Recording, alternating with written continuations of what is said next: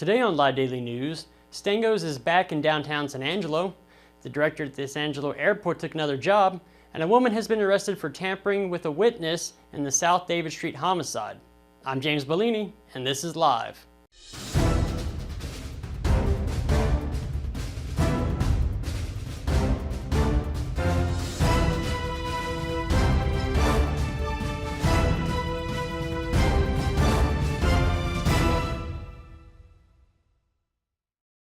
We'll get to the news in a minute, but first, Wednesday evening is for business networking in San Angelo.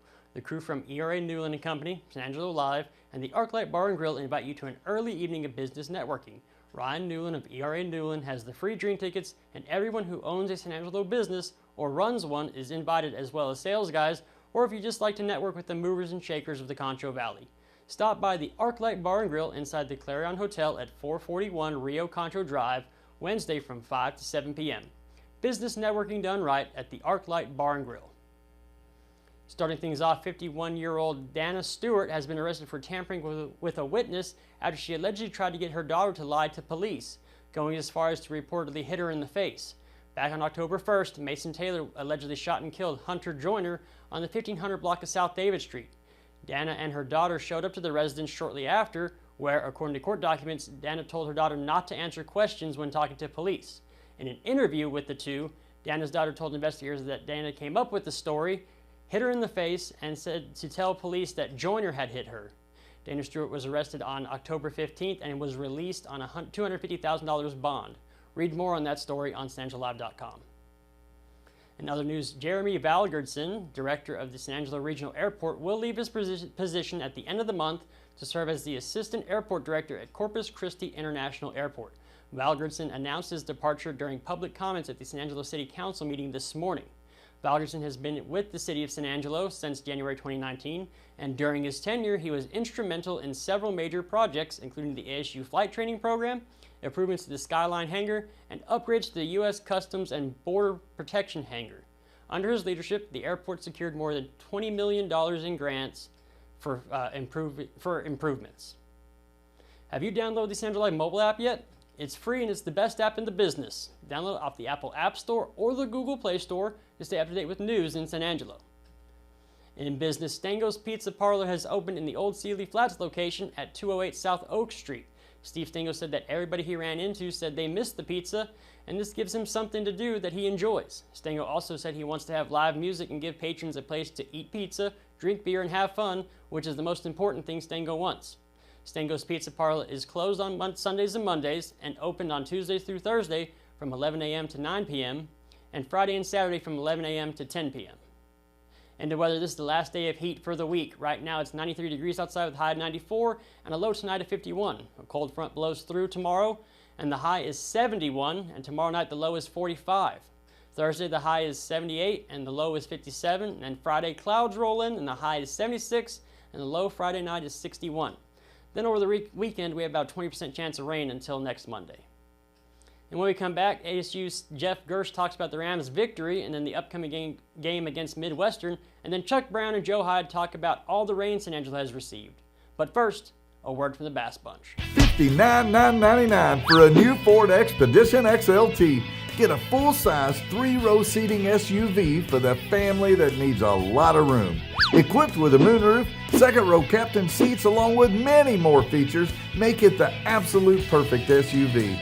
You can only get deals like this at Jim Bass Ford, Houston Hart and Arden Road, or shop 24/7 at bassbunch.com, or use this QR code. Yep, the one on my shirt. Let's go ahead and get started. Coach, 38-0 win over Texas A&M Kingsville. Just talk about your team's performance and how they played. Well, I was really excited about it. You know, we were pleased with both phases, offense and defense, and then I thought special teams were really good. You know, we did get the field goal blocked right before half. That's something we got to get fixed. But overall on special teams, I thought we really played well, and that kind of set the tone. You know, blocking a punt right away and getting that started. Our first score out of that was something that was huge, and just got the momentum going. I thought, offensively we did what we had to do to win a football game. I mean, we threw the ball quite a bit, but that was kind of by design going into it. for what they do, against the run in the pass. But I thought defensively, obviously played very well. Continued to do the things we need to do to win. We tackled well against a good football team, a team that was scary. Watch them on film and how they run the football. So, excited about that part of it, and getting that win and moving on to the next one is something big. But yeah, it was a good weekend, and I'm really excited about how we were playing. As far as Braden, he had the big rushing game the week before, then now he does it, through the air. How do you feel about it? He can kind of give y'all what y'all need depending on the matchup. How do you feel about how he's playing? Yeah, he's just taking huge steps forward each and every week. It's at Angelo State, what we've been kind of built our, the philosophy behind offensively is to be able to run it and throw it. To be able to do both. And there's certain weeks that certain teams are going to dictate what you do. You look at Kingsville. I think they were ranked 5 in the country in rushing defense. Do you want to beat your head against the wall trying to continue to run the ball, or do you want to throw it a little bit? They were ranked 110 in passing defense. So, that was kind of by design going into it, and we felt like we could have ran the ball if we needed to, but at times it really, just the odds, the analytics of it tells you to throw the football against a team like Kingsville. So we did that, and we're successful. So, Braden's a quarterback that has to be able to do both. He can run he can beat you with his legs, he can beat you with his arms, and again, he's just getting better and better each and every week. And excited about where his progress is and where it can get to. Coach, you've only allowed 7 points over the last 3 games, and of course, I'm sure it helps a lot when it comes to being 4-0 in conference. Talk about the impact your defense has served in each game. Well, I'll tell you what, that group, I knew we'd be good on defense.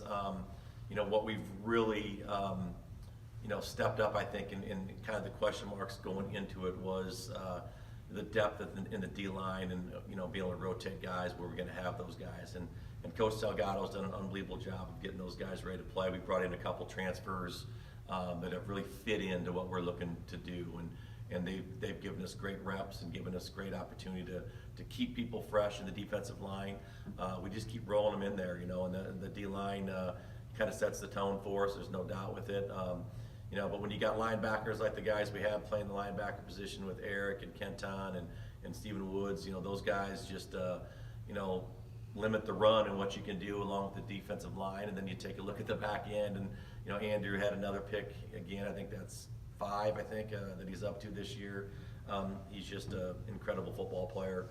Jordan McKinney, who's been a 4-year starter for us basically at the weak safety position. And then you look at Xavier Walton, who stepped up and got his first interception, but he's a tackle machine too. So just those guys have done a great job. I don't leave anybody out. The other 2 corners that we rotate in have been phenomenal, and so really excited about it. And the other one coming is Marquise. At free safety, he's been getting some time in there.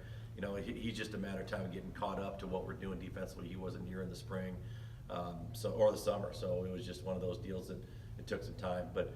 Defensively, the staff on the defense, Del Howard, he was a great addition to the staff here this summer when we got him hired. Tyler O'Brien obviously has been here for a while and doing things, and he runs the special teams. You take a look at what we've done special teams wise. So having him on the defensive side as well with Coach Salgado, it's been great. So really proud of those guys, and we still got a lot of football to play. It's exciting to see potential on both sides of the ball where we can get to. With as a profile game that this was kind of seen throughout the conference, entering the weekend, now you have a win that you have 38-0, very big importance. How do you kind of keep the team going into next week without maybe overlooking these future games leading to maybe like a Central Washington or something like that? Sure. Well, reminders, what I mean? I mean, we lost 3 games in conference last year. That actually 2 games in conference last year, but it's you can sneak up on you. These games can. If you don't play well in the Lone Star each and every week, you're going to lose football games, and so it's about preparation for it. Leading up to the game. What are we doing today through Thursday? Through Friday to get ready to play. So that's where it's won and lost. It really is in your preparation. So staying focused with these guys, making sure they understand the importance of being 1-0 each and every week and how we do things, and hopefully. It sounds like Wednesday or Thursday we'll get to break the heat here a little bit, and it won't be 95 again, but we can hopefully get some help there, but continue to keep them healthy and practice, but make sure they understand that this conference is loaded with talent, and talent can beat you if you're not playing well. And then, of course, you're making that short drive up to Wichita Falls this weekend. Just kind of talk about the matchup and what do you expect to see from them? Well, they're going to be a physical football team. There's no doubt. You know, they've had some games where I think they're 3-3 right now. They've had some games where they've had a couple tight losses. They've had some good wins. They've had a couple of games that didn't go their way. So it's just kind of they're very dangerous. They got two really good running backs that we know about. Their offensive line is going to be physical on defense. You know, Coach Renner, the new head coach there now, who's been the DC there, I think, for 100 years. I can say that because he's a friend of mine. But Coach Renner, Midwestern State defense is going to be a very physical football team. So, that's something that we definitely know going into it. We got that, experience playing them and that kind of thing. So it's going to be a good football game. You know, they're going to try to come out and run it. That's what they're built on, which most good teams are. But they have the capabilities of throwing it as well. So lining up and just playing our game, making them defend us and what we do as well, and it should be a good one. Thank you, Coach. Thank you, Coach. Thanks, guys. Appreciate it.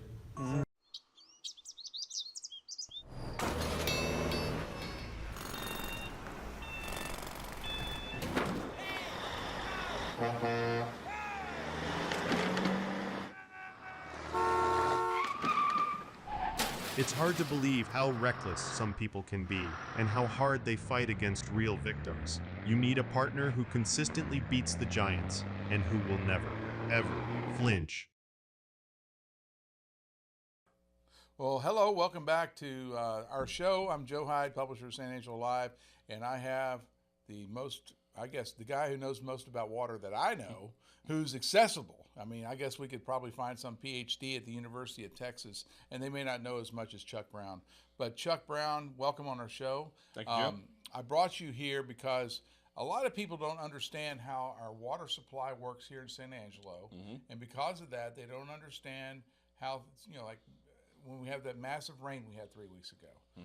For example, my roof didn't leak because I just got a new roof from Mammoth Roofing. Mine did. Did it really? But a lot of people's roofs leak. I mean, I know a lot of people would say, "Oh, I got to get a new roof now because it leaks so bad." But also back in 2014, remember had the big drought, and we were counting down the days till we got this thing they call hickory, and no one knows what hickory is, even though it cost you like $125 million. And that's city tax money that bonds that paid for that. So for people to understand the water and how the water system works here, I'm going to put this graphic up. Okay. And I want you to kind of explain how these Concho rivers, the Spring Creek, Dove Creek, Twin Buttes, Lake Nasworthy, and Lake Ivy, and whatever else, and I guess groundwater at Hickory, how all that goes together. Sure. Okay. Let's start with the groundwater first. Okay. And let's understand one key And when you feature. say groundwater, that means groundwater water's pumped is out of the ground. Underground water, right? Yeah. Your well. Yeah. Groundwater is very different in the state of Texas as far as legal goes as surface water. Groundwater is under right of capture. So if you dig a well on your place and you want to use it for irrigation or sell it to whoever, you can do that. That's I under can right sell of it to the capture. frackers. Whatever you would like to do. There's very few cases, and most of them around Bexar County with the Edwards Aquifer in San Antonio. Right. But there's very few cases where groundwater is a limiting legal factor to most So I have water rights underneath my land, and I want to pump out all the water that I can and load it up on trucks headed to go frack wells. I can do that. Yes, sir. Okay. Okay. So San Angelo has two primary sources of water. Obviously, surface water is what we're all generally used to. And the second one is groundwater. There's also stormwater. You can throw that in, but generally we relate stormwater to runoff, which goes to our reservoirs. Which is basically surface water. Right, correct. So the way San Angelo works is before Ivy was built in the early 90s. And Lake Ivy is that huge reservoir out there that everyone wants to go fishing on because they have a gigantic bass in it. Right. And that's kind of upsetting to me because that used to be my lake, and now everybody shows up to catch those bass. And I want them all for myself. Being a little selfish. Some of the biggest stories are these gigantic sharelunkers that are caught in Lake Ivy. And I will say Texas Parks and Wildlife out of the San Angelo office has done a fantastic job in getting that lake to those sharelunkers like they are. And the sharelunkers are gigantic bass. You're talking 13, 15-pound bass. It's just stunning. Right. So let's go back a sec. Before Lake Ivy was built, San Angelo had two main water supply sources surface, other than obviously like Nasworthy, but we had O.C. Fisher and Twin Buttes. What about Spence? Was that part of the deal? Spence was part of the deal. There was a pipeline to it when Spence was built, but San Angelo paid a small fraction of that. They only got 3,000 acre feet a year to use. The problem with Spence being, after all these others were built, such as Ivy, is you got to pump Spence over a hill. It's in a different watershed. So you have to pump that over. If anybody's driven from San Angelo to Robert Lee, they know that big crazy hill you have to go down to go around. That has to be pumped over. So for the amount of water that Spence has or could be used by Angelo, it just wasn't practical to do that. Too expensive to get 3,000 acre feet. Right, or to rebuild a pipeline, because that was going to have to be, and pump stations and everything else. So what does Spence supply? Just Robert Lee? it supplies various municipalities along the Colorado River system. CRMWD owns Lake Thomas, which is up by Snyder, and they own Spence at Robert Lee and Ivy. So it's part of that ecosystem. So Big Spring, Snyder, Thomas, Big Spring, Robert Lee, Midland, several customer cities in the CRMW area use Spence water. The way CRMWD does it, sometimes they blend that with JB Thomas and Spence water, and I don't know that ratio or what it is. So for San Angelo's purpose, Spence is not a factor. Not a factor, generally speaking. I mean, it could be. There could be. I guess probably if San Angelo wanted to, they could request some downstream releases to send it to Ivy. But it's in the. But we already have the pumping and the pipeline infrastructure from Ivy, so that's a good place to deliver it, I guess. You could. The problem being in the summer is we can't pump as much as generally used, so a lot of times we have to augment that with local Twin Buttes, Nasworthy water. Okay. All right. So explain how this works. We have Twin Buttes, which is fed by a bunch of little rivers, I guess. Twin Buttes is fed by the South Concho River from Cristobal. Okay. Dove Creek and Spring Creek, which comes from the Knickerbocker, Murchison area. The Middle Concho River, which goes way up Centralia Draw, kind of between Sterling City and Barnhart. Okay, so that is the watershed for the Twin Buttes Reservoir. Okay. And why do we have two pools? Well, we have the South Pool and the North Pool. The South Pool is a different pool than the North Pool. It is at a much higher elevation. Okay, so basically... And it's smaller. So, it's smaller. So you've got the South Pool here. You've got the big North Pool Twin Buttes down here. So water fills up. Once it overfills the South Pool, it flows down the equalization channel into the North Pool. And that's out there by the airport where you go over the little levee, and that's where the equalization channel That's how the South Pool, or the South Concho River, feeds to the main pool of the North Concho. Spring Creek, Dove Creek, Middle Concho all come into the main pool. So back in 1893, before we had all these reservoirs, you basically that was like the confluence of the South Concho and the Middle Concho, right there where Nasworthy and Twin Buttes is? Correct, just below it. And then you come on down a little bit further downtown into San Angelo or Bell Street, and then you get the North Concho River and the South Concho. Right. And from Bell Street on down to Paint Rock to Ivy, you have what's called the main Concho River. Okay. So we've got Twin Buttes and O.C. Fisher as pre-OH Ivy as our surface water. O.C. Fisher was built generally as a flood control lake. The 1936 flood, which flooded San Angelo, San Angelo received almost 27 inches of rain in September 1936. It obviously flooded all of downtown San Angelo. Hence, let's build O.C. Fisher that is a flood control lake to keep that from happening. So it's not really intended to be full. It has multiple uses, but its main purpose was to keep loss of life and property. Correct. Gotcha. So it's also a water supply, but the main intention was to protect people. And it was scheduled to go on to be built right after that 36 flood. World War II got in the way. And so even though it was designed and ready after World War II, it was built, and it was built in completion, I believe, in 1952 to start impounding water and protecting. Now, and O.C. Fisher, it was named after, was a district judge and I think a congressman. Probably so, maybe so, O.C. Fisher, full contents is 120,000 acre feet. Okay. Right now we've got about 9,000 acre feet in it. Okay. But it's not intended to really hold that much. I mean, it can hold a lot, but it's not intended to be like Nasworthy's constant level. Nasworthy's constant level for very good reasons, because you've got houses all around there. and you don't need that Right. up and down because, as you know, we lose a lot of water, more water every year to evaporation than we do to usage. All right, so that's O.C. Fisher, but our primary focus, I think, now is they built the reservoir of Twin Buttes, the Twin Buttes, and also Lake Nasworthy, right? Twin Buttes was built by the Bureau of Reclamation. Okay, actually, Lake Nasworthy was built before Twin Buttes. Okay.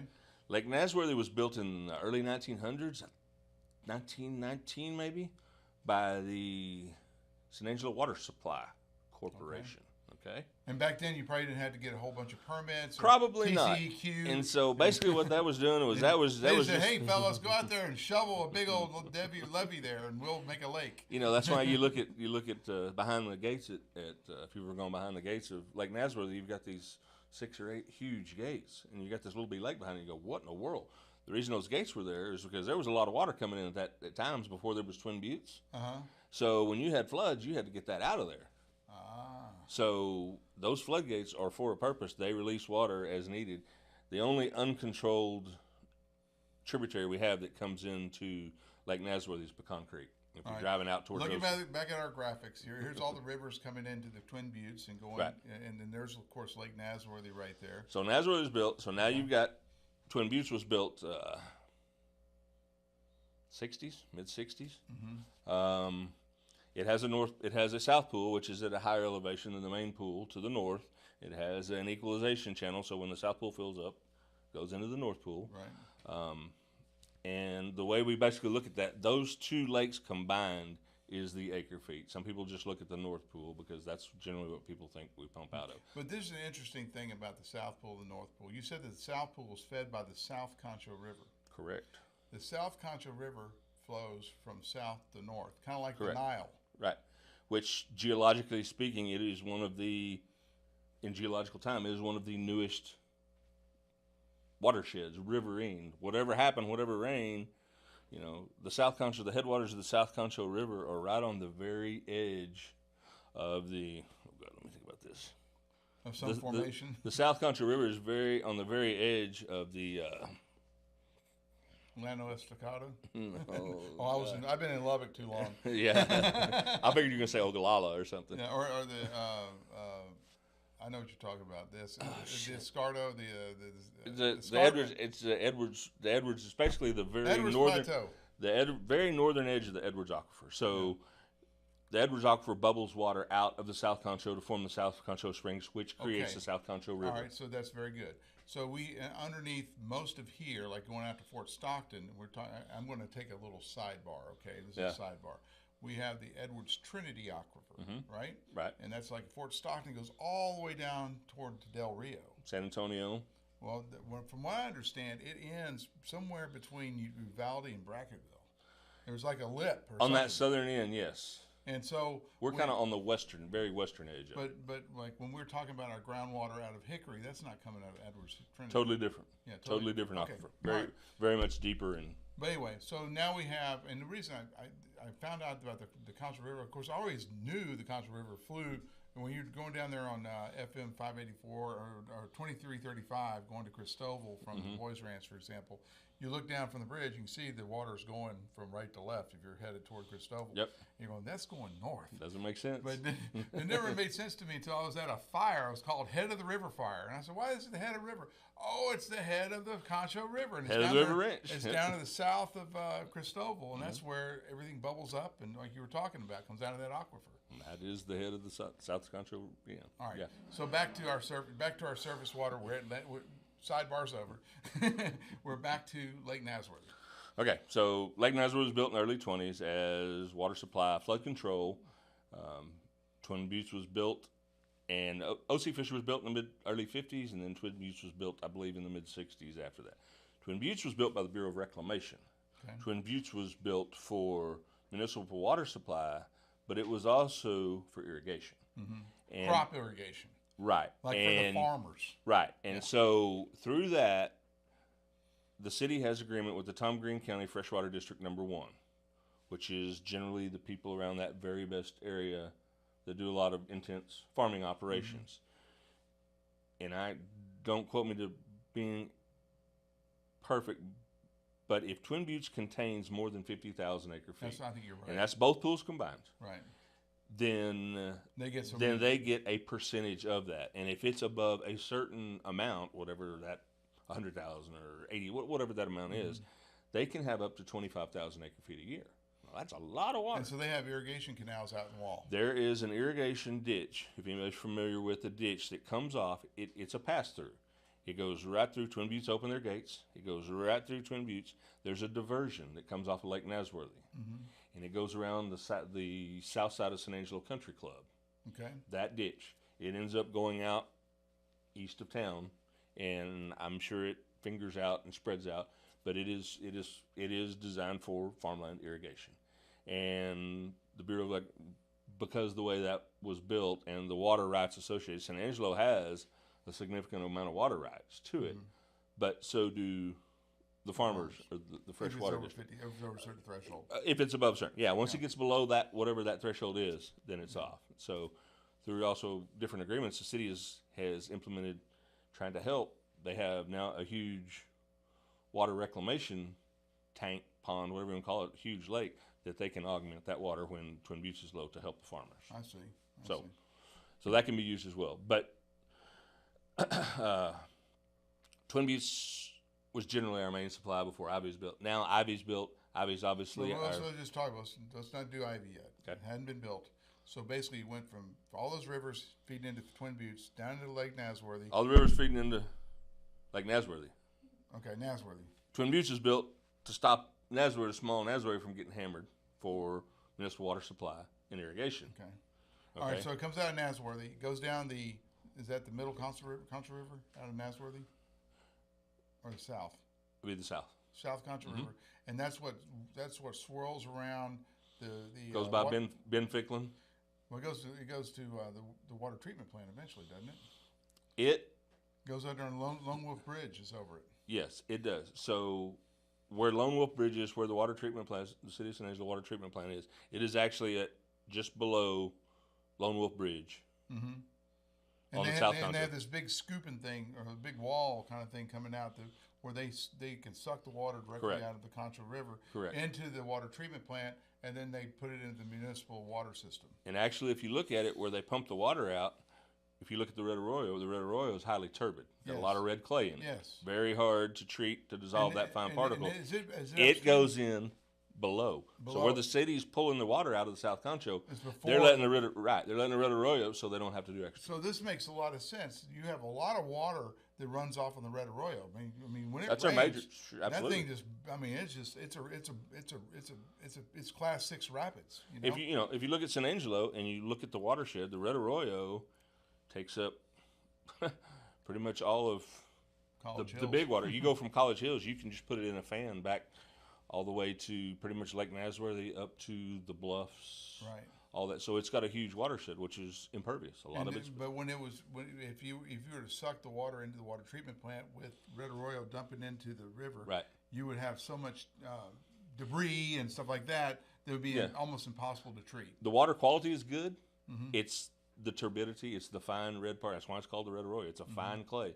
You let it sit there for long enough, it will settle out. So is this why we decided to use the Concho River? Of course, the South Concho River merges with the North Concho River, right? At Bell Street. And then then those rivers, then it's just the Concho River headed out east. Correct. And where did it go before Lake Ivy? Where did it dump into? It dumped into the Concho River. The Concho River dumped into the Colorado River. The confluence is part of Lake Ivy. Is part of it. And so Lake Ivy was kind of like a way for us to recapture Red Arroyo water, really, after it's cleaned. Eventually, that's where it goes. Yeah. Yeah. I mean, for lack of a better word, if you've got Ivy here and here's the dam, you got the Colorado kind of coming from the north, and you got the Concho kind of coming from here. So it dilutes it, and they commingle right at the confluence, which is generally speaking mid-lake. In 1893, did people hang out there? Was there like a city there or something? There's a few cities. I wouldn't call them city, community. The community of Lee Day was there, right? Which was on right at the Colorado. Was that part of the Lee Day? Was part of the Lee Ranch? No, Lee Day Ranch could be. There's a Lee Day Community Church that we moved actually up the hill. Yeah. That was the only real community in that area. Most of it was farmland and ranchland. Okay. So when was Lake Ivy founded? Lake Or Ivy, built? well, it started in 87. Freese and Nichols were the engineers. Started in 87. I went to work for them in February '88 on the Concho Water Snake project. So you were a snake catcher. Don't give a damn for a snake, is what they say. So what kind of snakes were you catching out Well, there?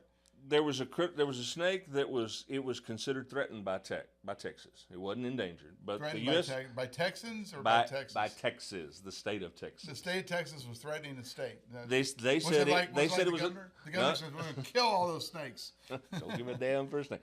So the state had it threatened.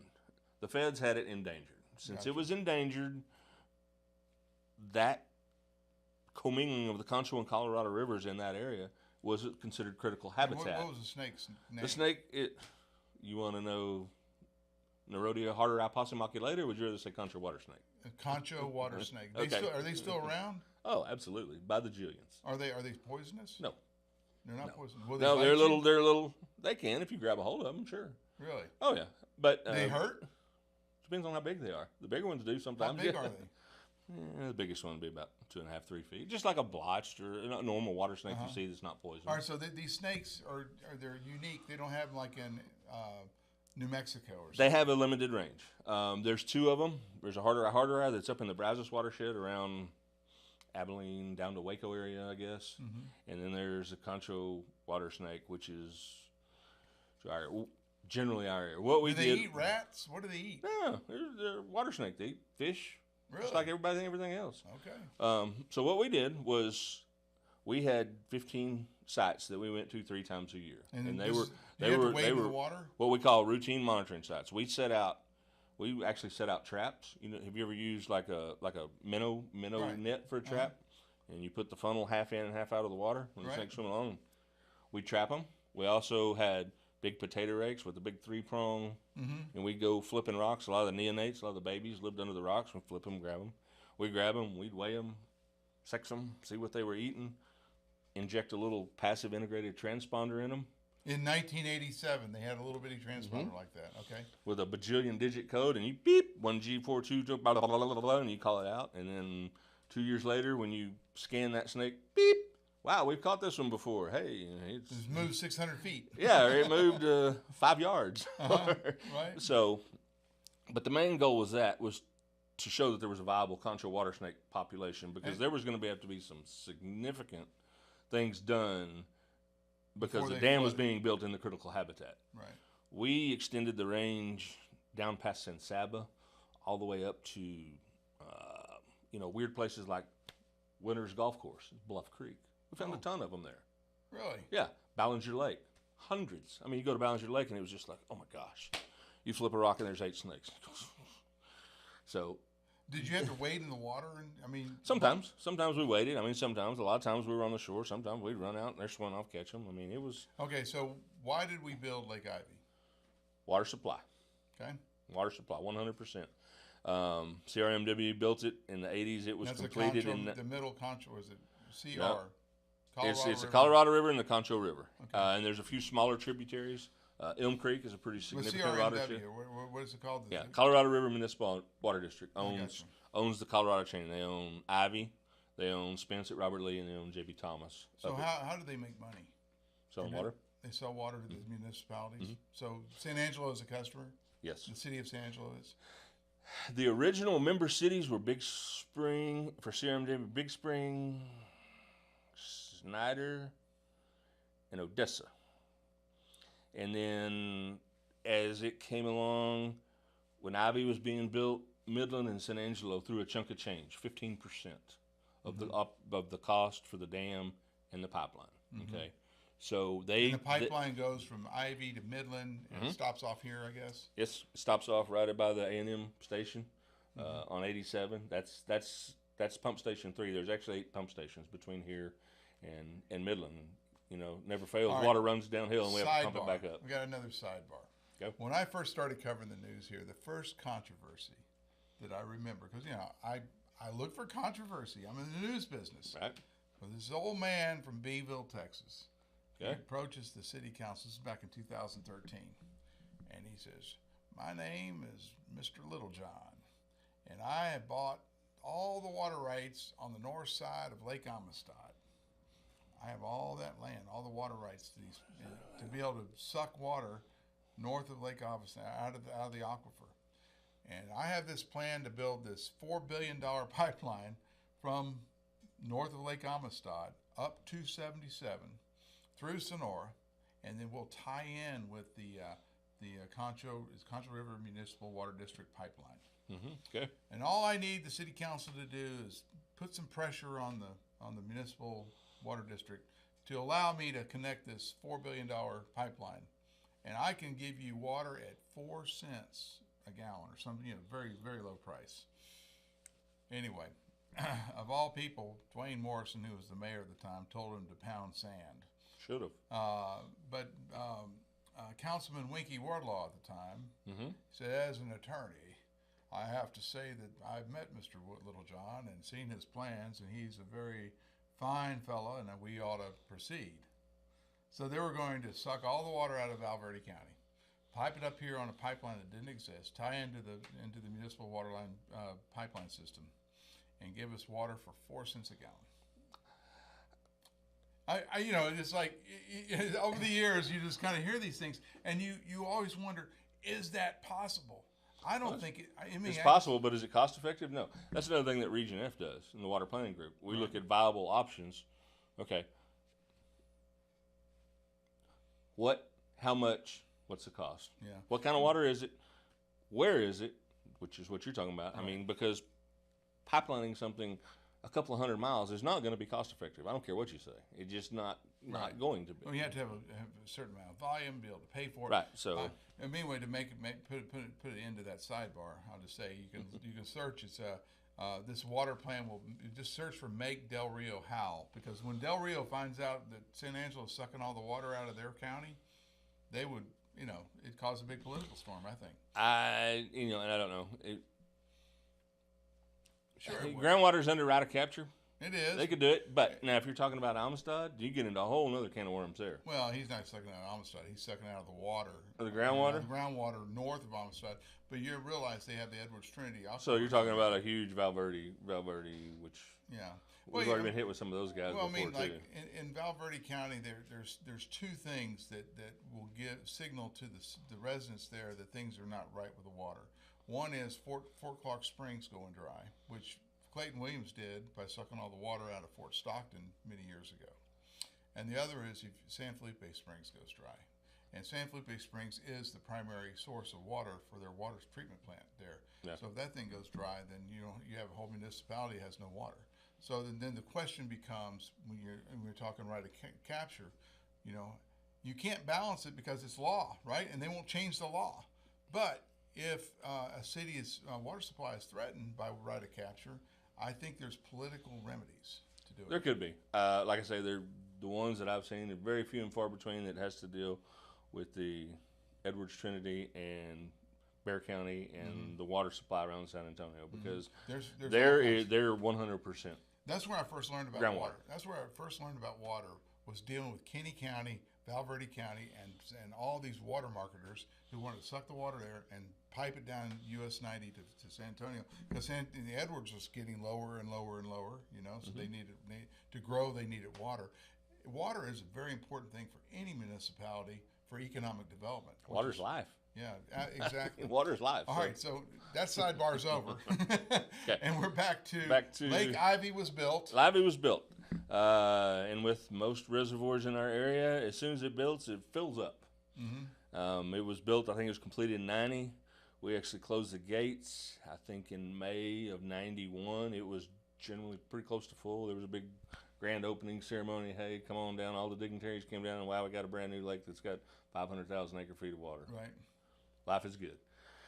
Ivy stayed full for a few years. Actually overfilled once while I was working there. We actually got to open the gates at OH Ivy just a little bit to watch a little bit of water go, because it was actually above 1551.5 is the full elevation of Ivy, and it was actually above that a little bit. So that's 1,551 feet. Right. And to put that in perspective, the airport out here, the elevation is about 1,720, Yeah. 1,720 feet. Yeah. So you don't want that thing to, that's mean sea level, MSL. Right. So 1551. when the lake was built, obviously a lot of the land was purchased in the ranches, from the ranches. What about this article I saw on KLST about this lake having 50,000 vertical feet of water?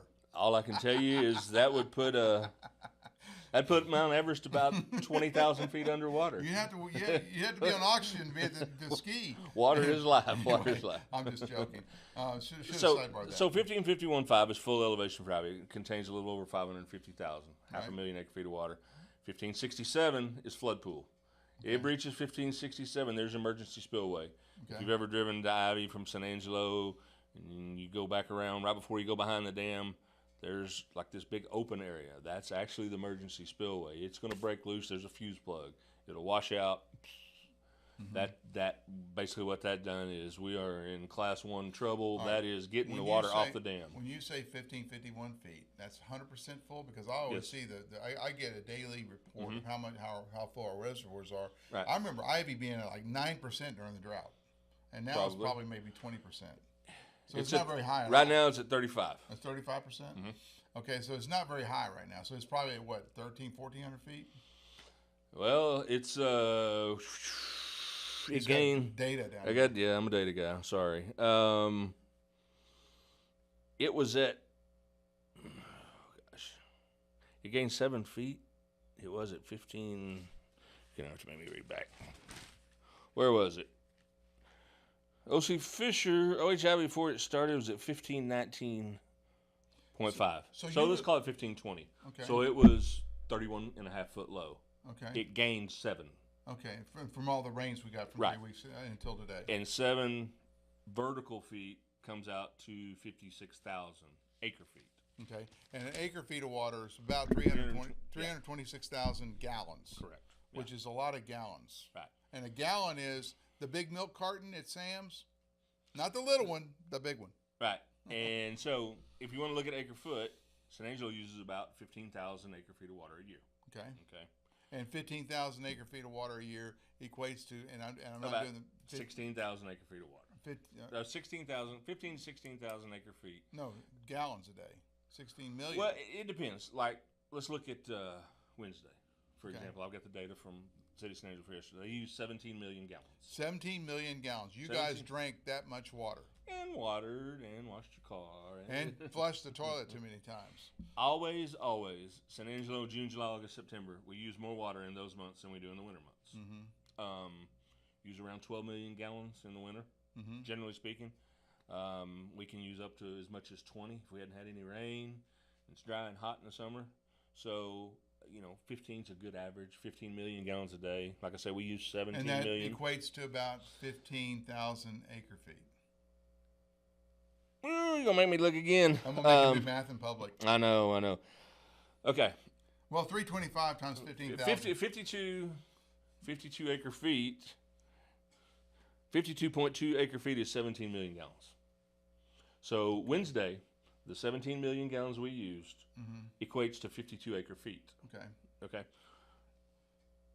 Ivy caught Yeah, so that's 56,000 acre So feet. you're probably at 15 to 20,000 acre feet per year for San Angelo, because you figure Yeah. 50 acre feet a day times 365. I'm not Right, but you got to understand we're using a lot more right now than we will in the winter. right. So we So- use a lot less. Yeah. So if you say 15, that's probably a good round number. Yeah. I'm using 17. That's 52 acre feet. Okay, so that we just did this math exercise, so y'all can go home and practice. 325,000 acres per acre feet. 325,851 gallons is an acre foot. Yeah, there you go. 1 acre foot, we use about 15 to 16,000 acre foot a year in San Angelo, the municipal. All right. So now we know what our needs are. We need to grow. We probably need to be looking at 20,000 acre feet Down the road, yeah. availability, for growth. As we go. All right. Correct. So how many acre feet can we draw out of Lake Ivy? Oh, back up. Before we say that, how does it? We already talked about how the water treatment plant still has the capability upstream of where the Red Arroyo dumps in to suck in the Concho River. Correct. So they have that ability. Now they also have a pipeline, like for this municipal water district, that brings the water into San Angelo, and I think it goes down like Avenue P or something, right to the one of those the pipelines underneath the It comes pavement. it comes from miles. It runs through open country. If you're going out 87, like you're going to Grape Creek from San Angelo, where you make the big corner and you got the A&M extension. It's right across. That's pump station number 3, and there's a big 2 million gallon tank there on the right side of the road on 87. Okay. That's station 3. It goes from there back towards O.C. Fisher and then hits a 39-inch line and goes to the water treatment plant. Gotcha. And the water treatment plant comes right down one of the roads that goes right into it, Avenue P or Avenue K or whatever it is. Whatever that is, right, Yeah. right. So how much water can we draw out of that pipeline? San Angelo paid for 15% of the reservoir in the pipeline. Ivy's, OH Ivy, CRMWD, who owns the lake, has a 100,000 acre-foot water right, which is pretty convenient as far as the math goes. That means San Angelo gets 15,000 acre-feet of water a year because they pay for 15%. Easy So money. we're pretty much at the limit on Ivy right now, unless we purchase more water out of the municipal water. Right, or augment it with our Twin Buttes water, Right. which can be done. I see. So you can release water down the Contra River. Say You hey, can release water from Twin Buttes through Gotcha. Nasworthy. It goes right around to the treatment plant. And there's people called water masters who measure all that stuff. The TCQ is the water master, and they're involved with the Concho Water Master, which basically they check up on people who have water rights. They're going after people who are unpermitted users. So somebody puts a pump into the Contra River. Somebody puts a between pump here in and the- irrigating, whatever. Domestic and livestock, anybody can use. If you live along the river, that is not a water right. That is senior to everything. You can put your pipe in the water. You can use it for your house. You can use it to water your garden. Right. You can use it to feed your animals, to water your If cows. you own land abutting But that. you can't use it to irrigate 20 acres of cotton or Okay. wheat or something like that. So it's called domestic and livestock, a DNL Okay. permit. And it is most it, people- all it people is have the that. most senior of any of them. You can Okay. use that I got you. anytime. You're not permitted. But- Now obviously you can't waste it, but you can use it But for someone has to police that to make sure that people aren't growing cornfields. well, there's water rights, and they're at a lat long point. Here is the quote diversion point, and this diversion point is Quicksand Golf, and they are allowed 400 acre feet of water a year. Okay. And so Quicksand calls and says, "Man, we need some water. We got to water our greens and our fairways." Okay, so the water master says, "Okay, what do you want?" "Well, we'd like to pump X amount for X hours, which comes out to X acre feet." "Okay, well, you can turn on from noon today until we'll turn it off noon on Tuesday. That'll get you water they need." So they basically, for lack of better words, kind of police the water. Everybody who has the water right, they let everybody use it. That does come at a little bit of a disadvantage to some of the junior water rights holder. The senior water rights holder or the oldest water rights about are the- the most What important. about the water rights holder downstream on the Colorado River, like in Brenham, Texas, or Columbus, Texas? They generally have enough water. It rains enough in East Texas. I mean, you look down at the Colorado River at Wharton or the Colorado River at Columbus, and it's flowing a couple of thousand cubic feet per second all By the the way, time. that's why we won the Texas Revolutionary War. The Mexican Army got stuck in the mud at the Colorado River. Did you know that? Sidebar again. Here we go. All right. So we got Ivy, and we got 15,000 acre feet we can use a year. which That pipeline is a 60-inch pipeline. which equates to about our 14 to 17 Generally. million gallons a day that San Angelo uses. But we're kind of up. We had to supplement that with some Twin Buttes water that may not be there. So we're kind of right at the limit of what we can use for surface water. I mean, our daily usage is using almost 100% of our surface water rights. Would you say that? We're, as far as yes. I mean, The Ivy Fort Con, or the Ivy Twin Buttes complex, Yeah. yes. And you So got to we understand. can't grow if we don't have anything else. Well, but we do. I We've know. got the hickory. All right, so that's So what I let's was go to getting groundwater. All right, so that was surface water, Right. And I hope y'all stood with us. You might need to download on the podcast to listen to all these sidebars I got. All right, so we talked about surface water, which pretty much takes care of our current needs. We're pretty much at 90%, 95% of our capacity there, which Where's is that? why. Which is why that's 15,000 acre feet a day, Right.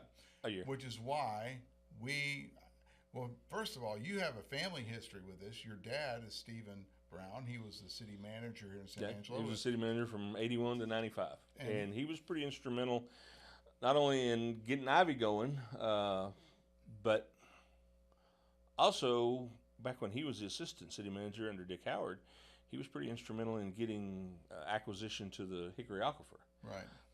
And the Hickory Aquifer is in McCullough County. Yeah. If you remember these stories a while back about the Ford Ranch, they're underneath the Ford Ranch, which is the Ford Ranch was owned by G. Raleigh White, a famous Aggie, and there used to be the G. Raleigh White Coliseum on the A&M campus. That's where they played basketball. Yeah, there's actually a horse race area right there too. G. Raleigh White Downs. There you go. But they tore down the G. Raleigh White Coliseum. No one remembers him anymore. If you know Clay Engdahl, he's a good friend of mine. He's part of the family that was in that G. Raleigh White sphere of influence. But G. Raleigh White owned the Ford Ranch, and when he passed away, it went on to his heirs. And obviously, the city of San Angelo went and bought it. The city of San Angelo, and don't get me the line, so I'm not even going to go there. But they acquired a certain amount. A lot of it. From the land, from the Hickory. Like $56 million worth of it. So what they did was, in order to be able to use that, 2011 was our new drought of record. It was the 50s was the drought of record. 2011 was the new quote drought of record when we were in trouble. Looking at that, obviously everybody knows we got to have something other than surface water. So the city of San Angelo built a pipeline. But before drilled some additional wells too. Some very far-seeking city council members and mayors back in the 70s bought the raw water rights to the Hickory Field down in McCullough County. Correct. And didn't your dad do a lot with the negotiation or a lot, yeah.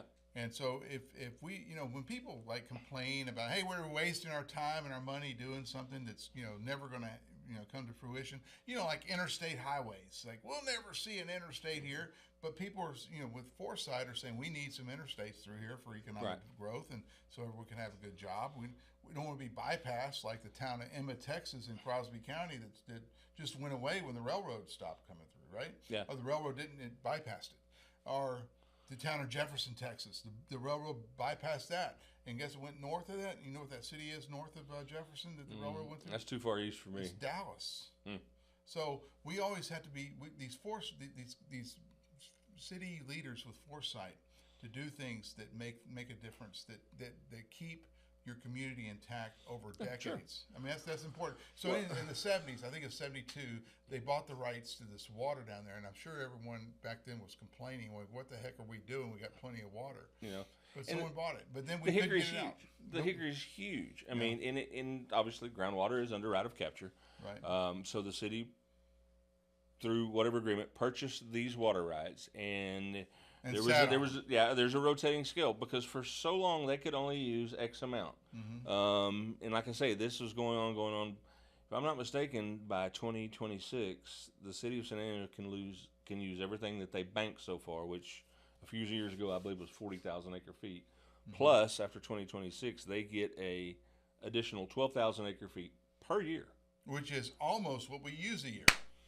So we're almost double our water. The city had the forethought to build an ion exchange plant because the problem with, as far as municipal drinking water, the problem with the Hickory is it's got radium. Right. So it's also got iron. You just said ion exchange plant. So basically, what it is a deradiation kind of thing. It's not a reverse osmosis.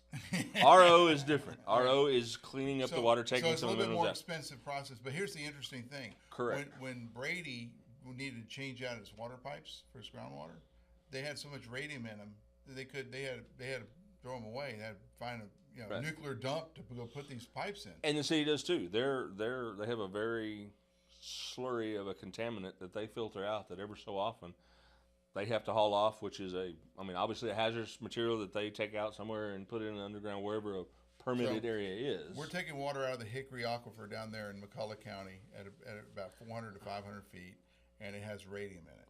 Radium and iron. Radium and iron, and we have to take that out. And imagine when Brady was sucking their water out of that same aquifer back in 1910 when they built it. They didn't know anything about radium and iron. Well, and it's different too. Some wells have a lot more than others, depending upon what wells. But your cumulative total, they break what we would consider the MCL, the maximum contaminant level. Okay. So whatever that 0.3 milligrams per liter of iron in your drinking water. If it's over that, it busts the MCL. You got to treat it. Gotcha. Same way with the radium. I don't know anything about nuclear stuff, but sounds like a little bit of that would Don't go want on. to drink it. I don't want to drink it. So this pipeline project was actually $121 million. They built a well field, and they built a 62-mile pipeline from McCulloch County Correct. into our water treatment plant. Same place where the Yep. Concho River is, and they suck it out of the Concho River. And there's a separate water treatment plant. Correct. So you have two water treatment plants. You have the one that was built in 1920, and then you have the brand new one that was finished in, I think, 2014. That is island exchange only. That treats only the hickory. Right. The island exchange. So does that water have to go then? And then once it's treated, then it goes into the treatment plant water that is blended with the treatment plant water Right. at a 15 to 1. Yeah. Basically, I mean, if that's what we're going to look at, we're using 1 million gallons a day versus. But the thing about the hickory is, when they first built it, they didn't have enough wells, and they didn't have enough pressure to get a capacity to pump more than about 8 million gallons per day, which is less than our usage. So if Ivy went away, it was a half backup. It wasn't a full backup. And so they're still drilling wells. And so I they think built- there's 2 or 3 more wells to finish the completion to get us to that number that we And need. I've heard they want to get to 12 million gallons per day. And I think there's, if I'm not mistaken, I haven't talked to some of the city staff in a while. I believe there's 4 additional wells that need to be completed, which will bring us up to that number. And so when you hear about the city spending millions and millions of dollars on the hickory, that's what they're doing. They're trying to, I mean, you're talking $1 million a well. yeah, they're trying to get enough water pressure so they can actually, that groundwater can replace our surface water if needed. So when the You know? people that think water comes from the tap, when they go and open the tap, the water It actually just does come comes from the out, tap. yeah. So you do have Without radium. water. Without radium. Or iron. So, at this point, we are in a pretty good shape.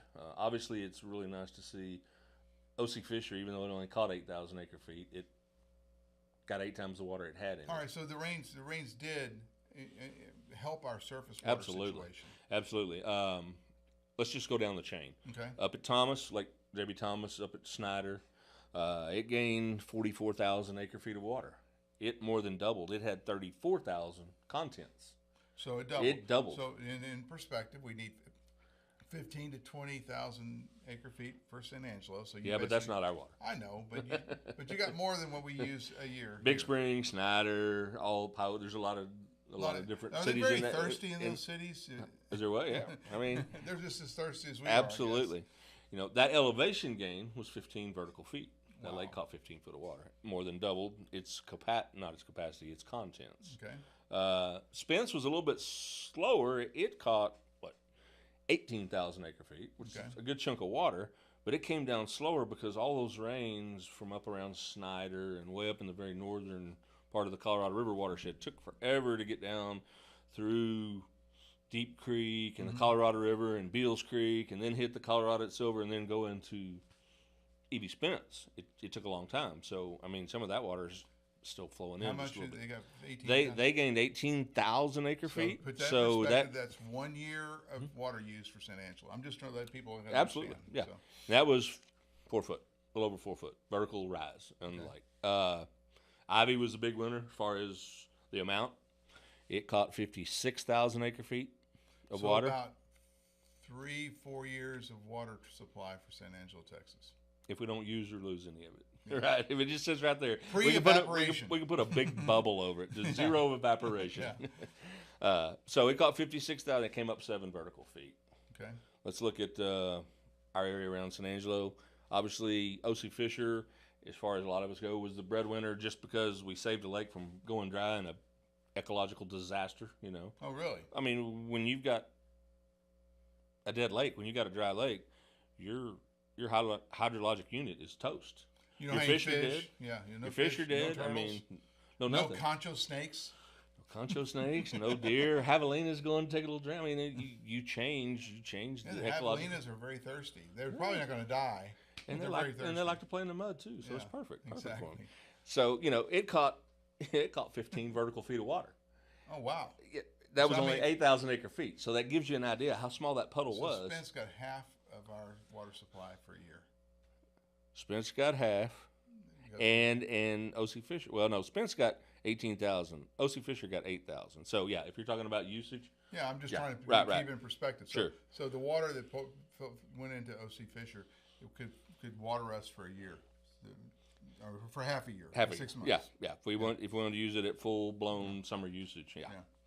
Yeah. Twin Buttes cumulative north and south pools gained about 4,500 acre feet of water. That's it. And Twin Buttes is like huge. Well, it just didn't rain. It didn't rain. It didn't rain on Murchison and Barnhart and because El Dorado. That's the desert side of San Well, Angelo. and usually it does. Usually we have a lot of runoff there. Most of our rain, generally speaking, we're kind of along that San Angelo north to Miles and up Brown or Ballinger Winters in that area. A lot of that water came from here to Abilene. Yeah. Right. Obviously, there was a lot that came just north of San Angelo that put all that water in O.C. Fisher, as you can see by the gauging stations there. So a lot of that was in. There's always a tornado in Grape Creek. You ever notice that? There's always, the bad weather comes. I mean, I remember chasing. I mean, I was out there with tornado chasers one year. Yeah. It was me and John Vasquez were up there, and there are tornadoes everywhere, and we're listening to them on a radio, and we're chasing tornadoes with the tornado chasers because we were going to get the story. This is like in 2014, but I always thought, man, there's always a tornado in Grape Creek because we were up there, between Grape Creek and the turnoff to go to Robert Lee. But anyway, crazy times back then. I was younger and dumber back then. Blame those damn long ass dams. They come and hit, and they just kind of funnel like this. Funnel against them. Yeah. But okay, let's Twin Buttes cost 4,500 acre feet. It came up the North Pool, the main pool that most everybody fish in. It came up about 2 foot. What had to happen though was the South Pool was a little bit low, so we had to, with the water that was coming, and the majority of that water did come from Cristobal, the South Concho River. We had to fill up the South Pool, and it had to run through all the way through the equalization channel before it started dumping into the North Pool and filling that up. So that was a little slower too. Still, 4,500 acre foot's better than none. So we basically got about less than a third of a year. Yeah. So about 3.5 months worth of water supply out of that. In there. Yeah. Cumulatively total, all the lakes I told you about on the Colorado chain, Thomas, Spence, and Ivy, and then our 2 area lakes, O.C. Fisher, and Twin Buttes. Those, let's see, that's Twin Buttes North, Twin Buttes South. I'm going to call Twin Buttes 1, O.C. Fisher 2. So out of the 5, Thomas, Spence, and Ivy on the Colorado chain, O.C. Fisher, and Twin Buttes on the Concho chain, the cumulative acre foot contents, additional contents, come out to a little over 130,000 acre feet of water. 130,000 acre feet. So that's almost like 10 years worth. Well, let's say 8 years worth of water for San Angelo. Yeah. If we were the only customer. And the hell of it is, we live in West Texas. And so I did a quick deal looking at what we used on Wednesday. San Angelo used 17 million gallons of water. Okay. And if we do that out, if we extrapolate that out to acre feet, that's 52 acre feet, 17 million gallons. In West Texas, especially on the bigger playa type lakes, as I like to call them, because they are fairly large and fairly shallow. A lot of evaporation. There's a lot of evaporation. Generally speaking, we lose more to evaporation than we ever do to usage. And so I did the math on the evaporation, because there's an evaporation site right by Abbey, and it showed on Wednesday that we lost evaporated a quarter inch of water. So if you extrapolate that out, and we don't let's say it doesn't rain anymore. Let's just say Ivy, it's 35%. So let's say it's a third full, 30%. It holds 21,000 surface acres full. So let's call it 7,000 acres right now, surface acres. Okay. How much is a quarter inch in 7,000? And what you have to do is acres times 0.021. Okay. That's going to get you 7,000 acres, a quarter inch deep. Gotcha. Okay. And that comes out to 147 acre feet. Wednesday. So we're losing 150 acre feet. So Wednesday we lost 147 acre feet to evaporation, and we used 50. So the old saying is you lose more than you use is true, unless you have a very, very mild, cool summer with a lot of rain. So you lose 150, you use 50, so you're down 200 a day, 200 acre feet a day. Yeah. And without any water to replenish that, it could go away pretty quick. I mean, 1,000's 5 days. Exactly. 1,000 acre feet. Yeah. So, So 10,000 is, what is that? Help me out. we basically call. I mean, if you're going to do 1,000 a week, how many weeks are there in a year? 52. Yeah. So we basically, if you look at Ivy, based upon just San Angelo and the evaporation, we caught a year's worth of water. Gotcha. Okay. There was one more thing I was going to say. Lake Nasworthy, you didn't talk about how much it got. But the reason is because it doesn't get any more. It's always 95% full. It stays constant level. There is one uncontrolled watershed. It's Pecan Creek. If you're driving from San Angelo to Cristobal, just as you get out of San Angelo, you'll notice a little creek. It's called Pecan Creek. It flows. They named a volunteer fire department after it. Yeah. Right. It flows into Lake Nasworthy, and it's uncontrolled. There's not a gauging station that shows, okay, Pecan Creek is, well, there is, but it's not, very, very seldom is it ever running water. It only runs during flood flow. We got a bunch of rain. Right. The city keeps Nasworthy about a foot low above conservation, what we would call 100% full. Right. It's usually around 91, 92%. Because of that. Because they need time. If they get a slug of water that comes in from Pecan Creek, they need to be able to get folks over to open the gates to stabilize that water so we don't flood all the homes all around San Angelo. Right. That's why it's constant level. Right. So they have that ability to be able That's to do interesting. I didn't know that. I didn't know that at all. that. I always wondered, why don't you just fill the dang lake up to 100% and quit your bitching? You know? Because of Pecan Creek. well, think of what is the value of the homes around all of that Lake Nasworthy? Way too much. Bajillions. I mean, Yeah. Way too much. Yeah. All you Lake Nasworthy, y'all are multi-billionaires. Homeowners Association. So, you know, it's the pump is primed. I always like to say that. The pump is primed right now. I mean, before all this rain started, the pump was not primed. It took a while to get everything running. I'm going to ask you this because we just like went through our discussion. We determined that we need 15,000 acre feet a year, and we figured out we have the surface water pretty much matches that, and then we have groundwater from Hickory that almost doubles that. Okay, why are we going for a third water source, this West Texas Water Partnership, and we're spending $70 million on a I know that Coast of DC is on a water project in concert, I think, with Midland or Odessa. We bought into the Clayton Williams old watershed or water thing down there. Details are, I don't know. What do you know about it? I don't know anything about it. Why do we need a third water source? I mean, are we planning on growing this place the size of Houston? No, I mean, if you look at the projected growth over a 50-year period, what we currently have with surface and with groundwater would cover us, even through the 50-year, unless, of course, we don't have surface water. So maybe what I should have said, I could recouch that because I'm a good journalist, and say maybe these people who are doing this West Texas Water Partnership are the guys they're looking way out in the future. And so I'm criticizing them just like the ones in the 70s were criticized for buying the Hickory. I don't know. I mean, it never hurts to be in West Texas to have more a water multitude of water supplies, various water supplies. Back in, 2015, when there was a big push for some of the city staff wanted to do water reuse, reclamation, toilet to tap. You mean potty water? Potty water was the greatest years for me. You know? Man, I tell you what, all I had to do was put potty water in the headline and it blew up. I don't know. Why can't we do potty? And they decided, Brenda Gunner's solution was to dump the potty water into the Concho River. I guess they're doing that now. We're doing that now. But that's an environmental buffer, which is possible.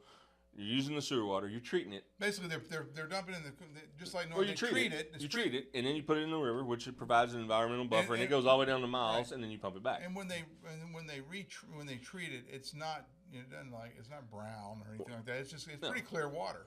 That would be an indirect potable reuse. Yes. That's not a direct. That's not toilet to tap. But why go spend $150 million on a third water treatment plant? And when you have this natural way to do it, right? I think Brenda Gunner came up with it. She's the one that was a proponent of that. I thought that was the smartest thing ever. And put the end all this potty water talk. She can take credit for it. She ought to. I think people ought to get. There's a lot of things. There's a lot of people that take. There's a lot of political people that take credit for things that may or may or not have done. I mean, she's the one that kind of thought, hey, I've heard this idea. I think it sounds like the best one because it doesn't cost a whole lot of money. We just got to buy some studies from and get some TECQ licensing or whatever. We're good. We're good to go. And the reason that was is because there was some city staff that were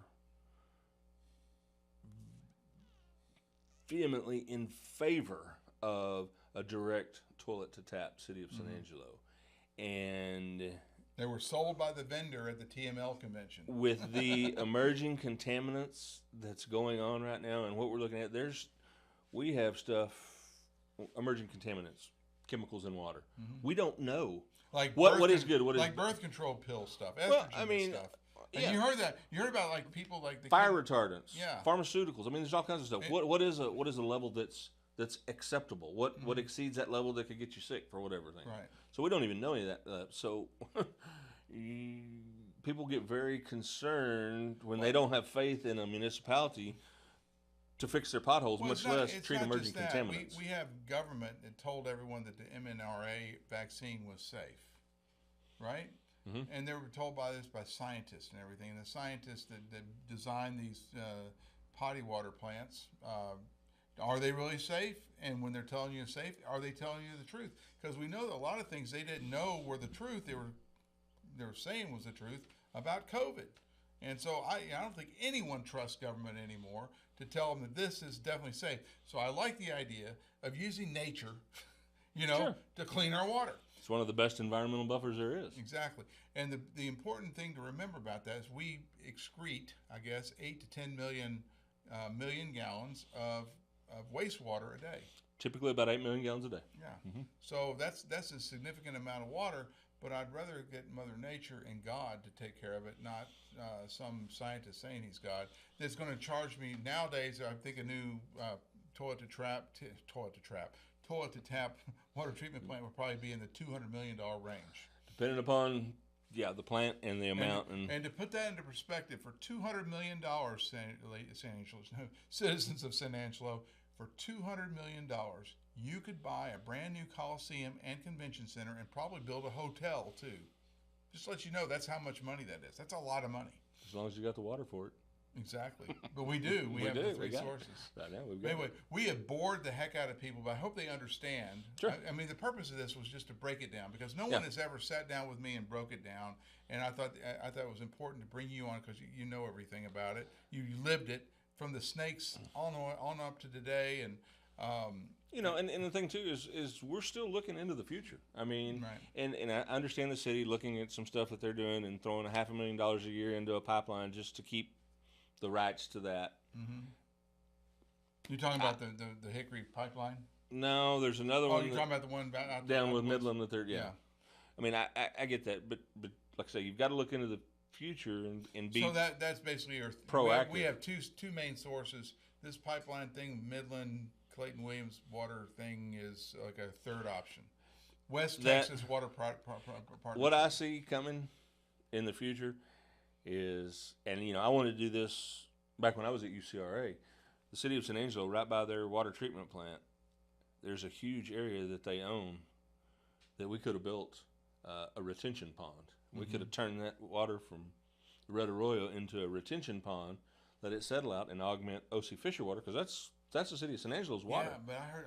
But you got to figure out, okay, well, how much does the Red Arroyo actually flow per year? So when I went back and do the math, what about all the crap in it? You're gonna have a retention pond and all the crap that comes. I mean, what about all the crap that flows into the river? It's the same crap. Yeah, but you're putting it in a retention pond. It's just gonna sit there, and bacteria is gonna grow. It's gonna get stinky. Mosquitoes gonna be there. Same way with the river.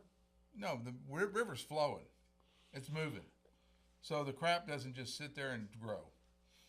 See, that's the thing. You see the Red Arroyo and people go, oh, because they see it's red. The water quality's good. No, it's not. The water quality. It's got all the beer cans that are in the parking lot of Sunset Mall. There is not one. There's not one. Think about it. It's got tires in it.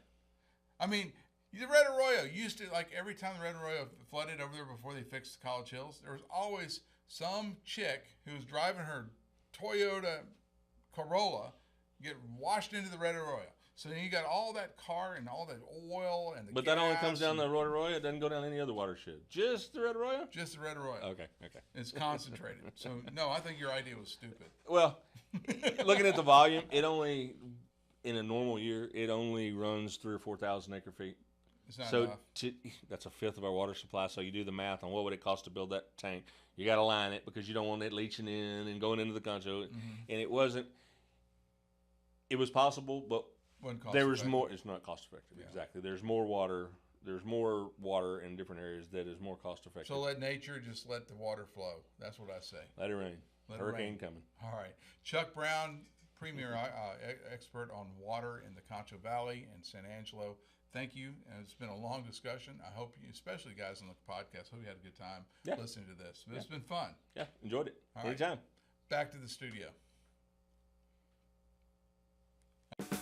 When it comes to unique pieces you can't find anywhere else, Kano's Diamonds and Coins is your one-stop shop. With over 24 years in the diamond and coin industry, Kano's Diamonds and Coins is West Texas's choice for diamonds, jewelry, coins, silver, and gold. Owner Bill Kano stands by his work and offers free consultations, including estate jewelry. Don't just trust anyone with your valuables. Come see the staff at Kano's at 1016 West Beauregard in San Angelo. Thanks for watching the Live Daily News Show, the only locally owned news show in the Concho Valley. Go like us on Facebook, X, and other social media platforms, and download the San Angelo Live mobile app to stay up to date with news from in and around the Concho Valley. Thanks again, and we'll see you back here tomorrow.